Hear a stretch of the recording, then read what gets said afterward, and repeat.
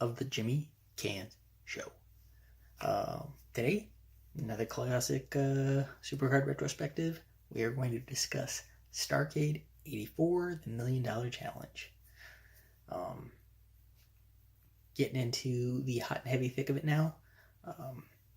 This will be the last one of these that will not be also followed by WWF ones. As you know, after this we get into WrestleManias and more Starrcades and Great American Bashes and Survivor Series and SummerSlams and everything else. So about to start to get interesting. So let us discuss Starrcade 84, the $1 Million Challenge. Alright, this was a Jim Crockett promoted NWA event held on November 22nd, 1984 from the Greensboro Coliseum Complex in Greensboro, North Carolina. The event was broadcast on closed circuit TV around the southeast United States and had about 16,000 in attendance live. This was the second annual Starrcade, and built on the previous year, they brought in wrestlers from other NWA territories for the event, and then they also added the $1 million prize to the World Championship matchup. It was an 11-match card with 7 different title matches on it. The action for Starrcade was again called by the Dean himself, Gordon Soley, and Bob Caudle. And this year the interviews were performed solely by Tony Schiavone. So let's get into it. It was a okay card. So let's discuss the first match of the night, which was a singles match for the NWA World Junior Heavyweight Championship. Champion Mike Davis defending against Denny Brown. Not too bad of a match. Junior heavyweight. In today's day and age, that's your cruiserweights. There's a lot of high flying in those matches. This was more technical. A lot of ground-based attack in this, not too much high flying. But again, there wasn't a lot of high flying around this time in wrestling anyway. So Brown would defeat Davis in this one in the belly to back suplex spot. Belly to back suplex, Gordon Soley with his infamous suplex pronunciation, where Brown lifted the shoulder just before the 3 count, and Davis has remained on the canvas. What was funny with it is the ring announcer screws up the results of this matchup by announcing Davis as retaining the title, and the broadcast team actually goes along with this at first, even though the official hands the title and raises Brown's arm. So not a very auspicious way to start an event, to get the call wrong. So after this, our second match saw Brian Adidas defeat Mr. Ito after an airplane spin in a quite frankly forgettable match that had no story, no build, and was really just there to fill time on the card. But hey, on a plus, at least the ring announcer got the results of this one right. So hey, we've got some progress. Our third match of the evening was for the NWA Florida Heavyweight Championship. Champion Jesse Barr defending against former champion Mike Graham. Interesting side note on this one, about 2 years after this, Barr would actually join the World Wrestling Federation for about 14 months, competing as Jimmy Jack Funk, the kayfabe younger brother of Terry and Dory Funk, Dory going by the name of Hoss, during his time in the Federation. So just a little interesting bit of a side trivia there. Lots of wrist locks and side headlocks in this one. Barr was the heel champion, and he retained in this one with the infamous foot on the ropes for leverage spot. So there was that. Next up, in what was billed as a tag team elimination match, it saw the Assassin and Buzz Tyler defeat the Zimbabwe Express, Elijah Akeem, and Kareem Muhammad with their manager Paul Jones. But so they announced this as an elimination match, and then immediately after saying this is an elimination match, the ring announcer turns around and says that this is a one fall 30-minute time limit match. So, which is it? Your guess is as good as mine, but I guess it was a single fall 30-minute time limit match because after one fall, the match was over. So again, the left hand didn't know what the right one was doing. I would recommend in the future that the ring announcer go out drinking after the event instead of before. Next up for the NWA Brass Knuckles Championship, one half of the NWA World Tag Team Champions, the Raging Bull Manny Fernandez, taking on the Brass Knuckles Champion of Cowboy Black Bart with his manager J.J. Dillon. Fernandez became a dual champion in this one when he picked up the win with a roll-up after both men bladed in this one.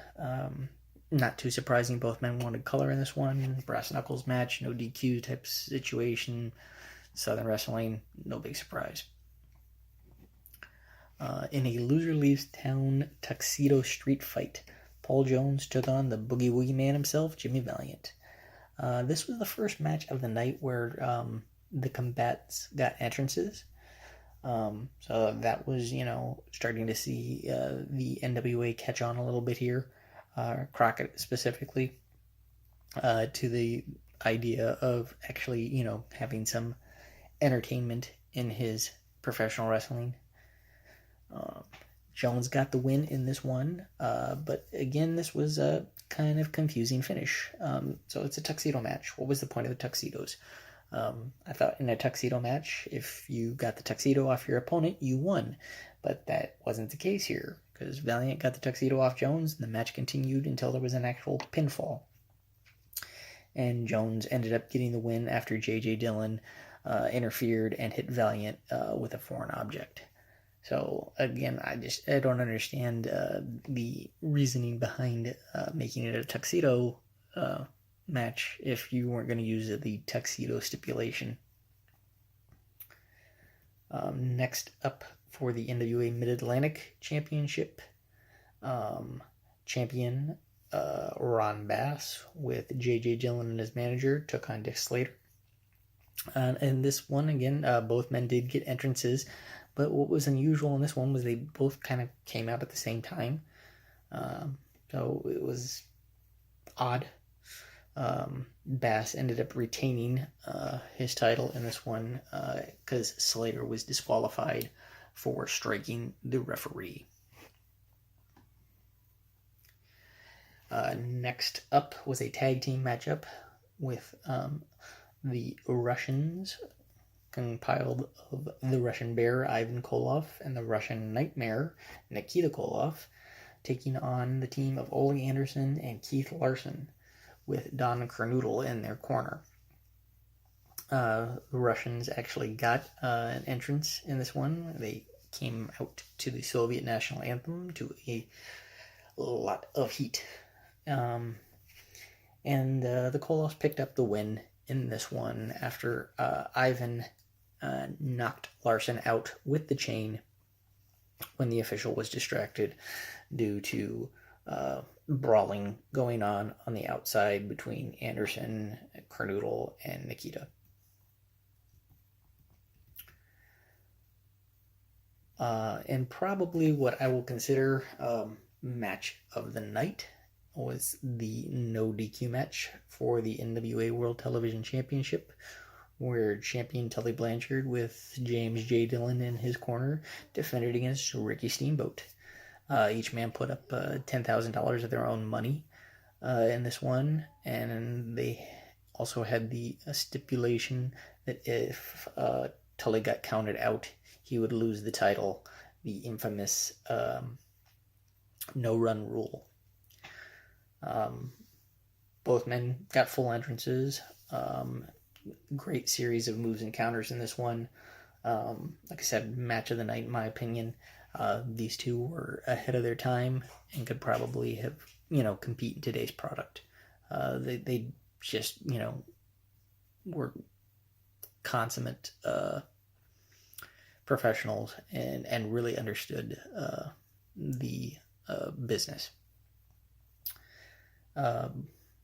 Blanchard, retained his title in this one after he struck Steamboat right between the eyes with a foreign object when Steamboat was attempting a sunset flip. So,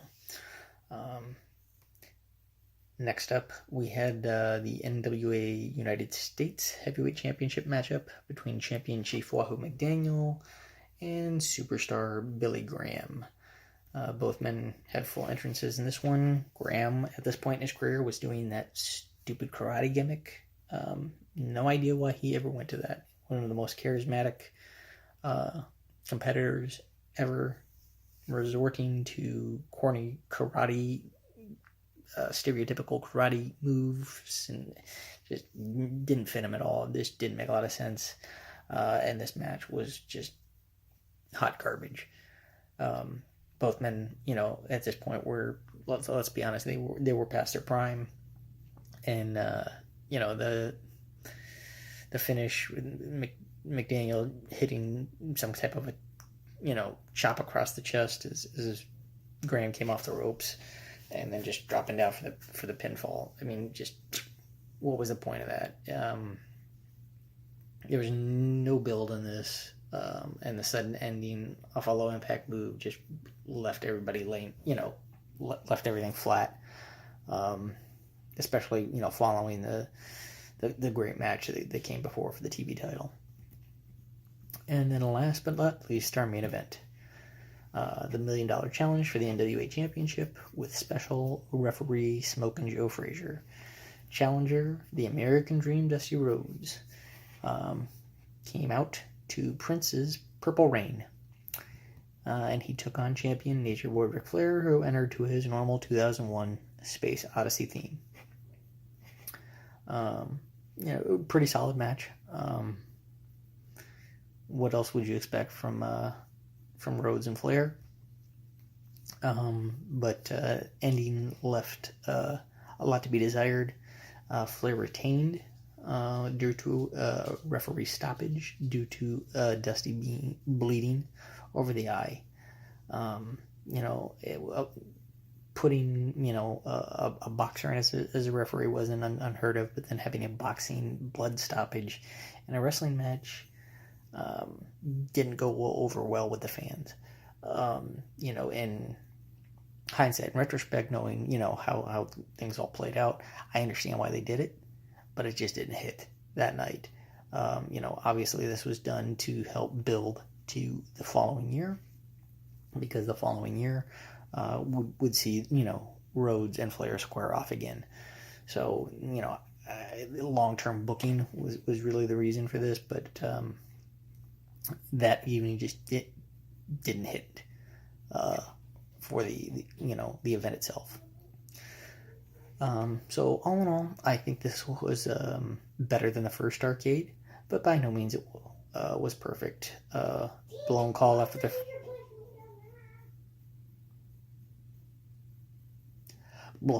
the first match ended by the ring announcer. Elimination match that ended after one fall. 6 matches with non-traditional finishes. 3 used foreign objects, 1 with foot on the ropes, 1 with a DQ, and 1 with a referee stoppage. So, 6 out of the 11 matches with some type of, oddball finish. That being said, we got to rate it. I said when I did the first Starrcade that I bumped it up due to its historical significance. I bumped it up to a 4 out of 10. But I don't think, the first Starrcade was actually, a 4 out of 10. This Starrcade, however, I will say is a legitimate 4 out of 10. I do think it was better than the previous years. So there was that. So that is it for my Starrcade 84 Retro. My next retrospective will cover the very first ever WrestleMania. So I hope whatever you're doing and wherever you are, you're staying safe. And I'll see you when I see you.